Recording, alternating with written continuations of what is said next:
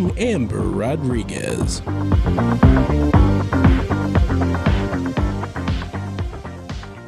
I'm Amber Rodriguez, hosting EWC Cultural News Today.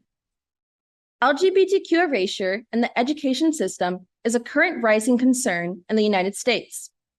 The controversy that sparked the debate of LGBTQ topics discussed in schools was the Don't Say Gay bill signed by Florida's governor earlier this spring.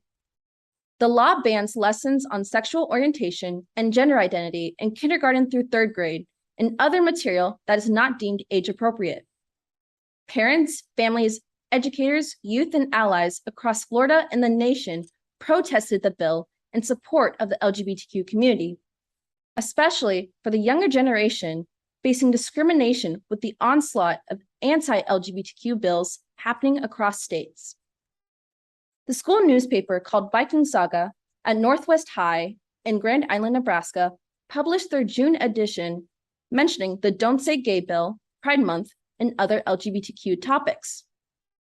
Northwest Public Schools shut down the journalism program 3 days after the publication.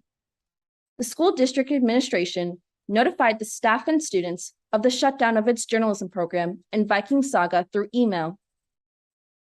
According to Grand Island Independent, this email stated that the school board and superintendent were unhappy with the last issue's editorial content. Northwest Public Schools has not yet told media outlets specifically why the journalism program was canceled, but this abrupt end to a 54-year-old publication infuriated students, journalists, and LGBTQ members across Nebraska. Former students and press freedom advocates believe the elimination of the journalism program over its LGBTQ topics is a form of censorship. 3 articles in the newspaper covered LGBTQ issues, and the remaining 12 articles did not mention those topics.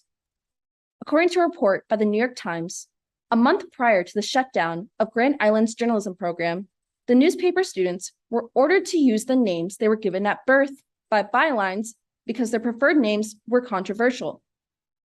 At least 3 students in a classroom identified as transgender.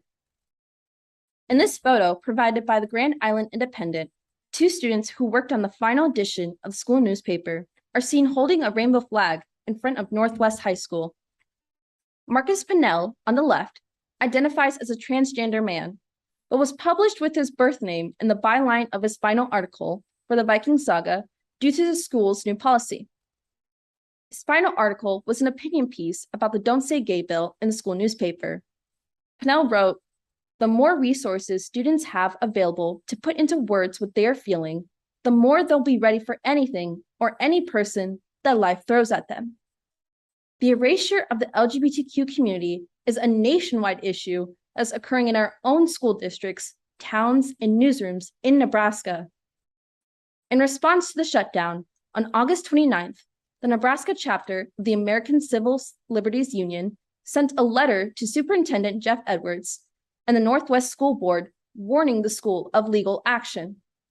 In the letter, ACLU notified the administration that the school district violated the students' freedom of speech and equal protection under the Nebraska and United States Constitution.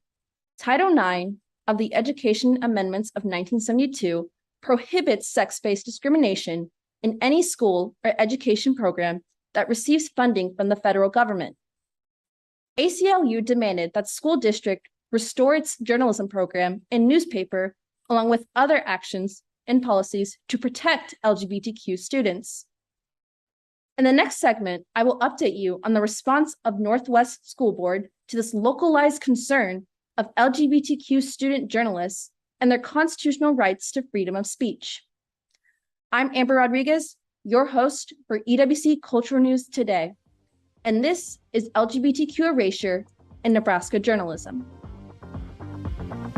You've been listening to EWC Cultural News Today, hosted by Amber Rodriguez. If you'd like to make suggestions, email us at ewcfacts@gmail.com.